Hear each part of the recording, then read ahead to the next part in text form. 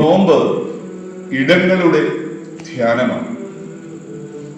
ഓരോ മനുഷ്യനും അവനവന്റെ ജീവിതത്തിൽ ആയിരിക്കേണ്ട ചില ഇടങ്ങളുണ്ട്. ആ ഇടങ്ങൾ എപ്പോഴും അവന് സ്വന്തമാണ്. ഇടങ്ങളിലായിരിക്കുമ്പോൾ അവർ വളരെ സേഫായി, വളരെ കംഫർട്ടബിളായ ഇടങ്ങളിലായിരിക്കുന്നു എന്നാണ് പലപ്പോഴും അവൻ വിചാരിക്കുന്നത്. എന്നാൽ ഈ നോമ്പ് നാം ആയിരിക്കുന്ന ഇടങ്ങളുടെ സ്റ്റെബിലിറ്റി, അതിന്റെ സുസ്ഥിരതയെക്കുറിച്ച് ധ്യാനിക്കുവാനുള്ള ഒരു സമയമാണ്. ആയിരിക്കുന്ന ഇടങ്ങളിൽ നിന്ന് യഥാർത്ഥത്തിൽ ആയിരിക്കേണ്ട ഇടങ്ങളിലേക്കുള്ള ഒരു യാത്രയാണ് ഈ നോമ്പ്.